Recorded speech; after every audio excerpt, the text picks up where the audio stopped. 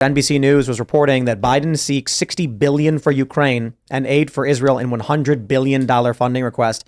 We just heard President Joe Biden speak, and he said that we can't let petty partisan politics get in the way of the responsibilities of a great nation. What responsibilities would that be? Like defending the borders of this nation? Or are you talking about defending the borders of Ukraine? Because what Joe Biden just did was he got on camera and he just spat in your face. That pisses me off. I'm sorry. I just want to point out that he did not name a dollar amount. He said he's going to put an emergency budget bill together, but he's not telling you how much because it's going to be astronomical on top of everything else. I think this is the most ridiculous justification. When he says, well, you guys are wondering, and it's a direct shot at anyone who's America First, saying people are asking why we should care about this conflict. Well, these regions could become more unstable, regions that we have messed with. We have not helped anyone in this conflict, and now we're going to go in and sacrifice American troops for what? Can anyone tell me why I should care about Ukraine? I mean, I know a lot about what's going on. Putin is a direct comparison to Hamas, the terrorist organization, which I'm sure is going to go over really well in Russian state media now. Well, it shows where Joe Biden's loyalties are. He says proudly that he walked through Kiev. But where was he for East Palestine, the site of the Biden-Buttigieg trail derailment that he promised he would go to, and still 8 months later, 9 months later, he helps out Ukraine. What about America? I mean, you want to talk about a wasteland? And then he singles out a family, which, look, we want everyone to be healthy, safe. No one deserves any violence. But he singles out that family and not the shootings that happen in Chicago or the violence that's happening here in America and other places. Or at the border. And then furthermore, the thing that just gets me so hot is he says he wants to protect Israel. But how do you protect Israel when you're funding Iran, you're funding Hamas, you're funding the attack that inspired this against Israel, and then you're playing both sides at the same time? And I want to make it clear to everybody that's listening, you cannot stand with Israel if you are funding Iran and Hamas, period. And we need to say that. Biden announced $100 million for Gaza and the West Bank. There is no way that this money does not find its way to Hamas. It's literally impossible. They are the military and governance of the Gaza Strip. And as soon as that stuff comes in, they walk up and say, thank you, have a nice day. Those resources will go to Hamas. Hamas will, whatever the aid may be, let's say it's food, they'll start selling the food. Let's say it's water pipes. They'll turn those water pipes into rockets. And he knows this because he said, we're about to send food and medically necessary, whatever. If it doesn't get stolen by Hamas, he knows that even though we can send aid, there's actually no way to completely untangle the two. So he's playing both sides, and he will fail completely because he's trying to appeal to the most progressive part of his voter demographic that supports Palestine. And he's trying to maintain this, we support Israel, we're an ally thing. And I think this is an impossible position. So instead, he just wastes 15 minutes of our lives saying nothing and warning us he's about to deploy our troops and also spend another hundreds of billions of dollars on another entanglement that we shouldn't be in. They don't need to have a presidential address to give money. The U.S. gives money all the time. When they gave that, what was it, 12 million or whatever in gender studies funding to Pakistan, the president did not come out and say, there are children who are confused and they need this funding. He didn't care. Well, he doesn't need to. The point of a presidential address is to get the American people prepared for the deployment announcement. Well, this is like the college tuition.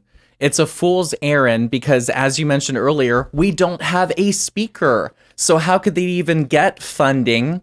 He's basically kicking the can down the road, and he's going to blame it and say, well, I want to provide all this money. I want to give it. This is what we should be doing. But it's the House that is the problem, and he's just going to blame it. He's going to blame Republicans for this entanglement that should we be going into this? Because his reasons were not compelling to me. People are like, should we? What did we gain from ousting McCarthy? And I'm like, paralysis. I dig it. I'm having a good time. And furthermore, I want to make this so clear. And I said this while President Joe Biden was talking. This did not happen 4 years ago under President Trump. Putin did not invade Ukraine. We didn't have attacks of this size of Hamas attacking Israel.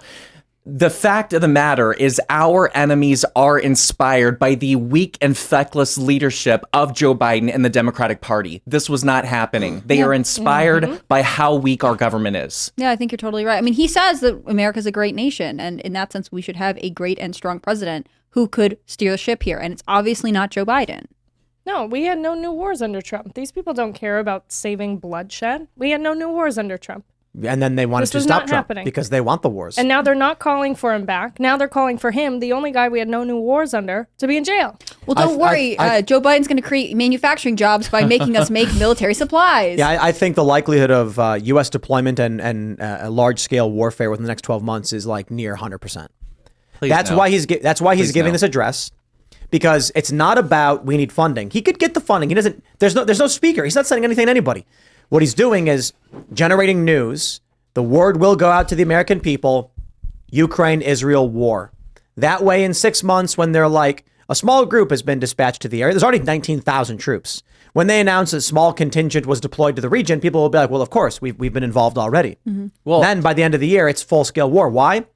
For one, they want to be in war. They like the military-industrial complex needs the contracts. They like the contracts. But there are special interests that want control of these regions. And they know that if Donald Trump gets elected, they will not be able to get their wars. So start the war now. Start the war now so that when Trump gets elected, he has no choice but to navigate it. And let's really narrow this and hone in on what's happening and what's being said to every Gen Z that's listening right now to Timcast, to every millennial, to every young person. You are going to be the biggest voting bloc in 2024. And I want to say it loudly and clearly. To vote Democrat at this point in time means to go to war. That Gen Z will be drafted to fight Joe Biden's wars. He wants that. He wants boots on the ground. And again, we did not have that under the last previous administration. We had peace. We didn't have new wars. But it needs to be said, Joe Biden wants this war. Gen Z needs to understand this one. We haven't had the draft since Vietnam because we haven't actually had war on a massive scale like we did during the Cold War with all the proxy wars and with World War II.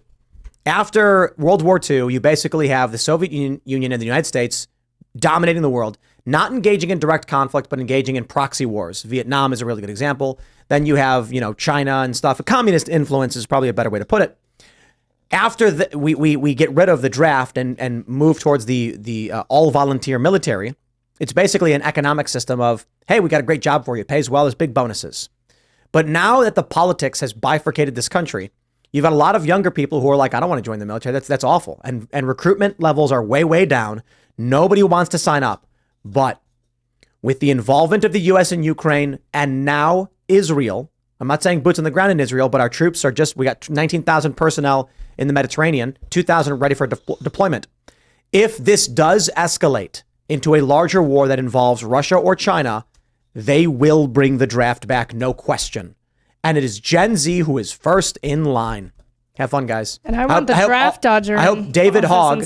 David Hogg will not be drafted. Just understand this. David Hogg is not going to be drafted. He is a wealthy, privileged political elite, and just like during the old drafts, he will be protected.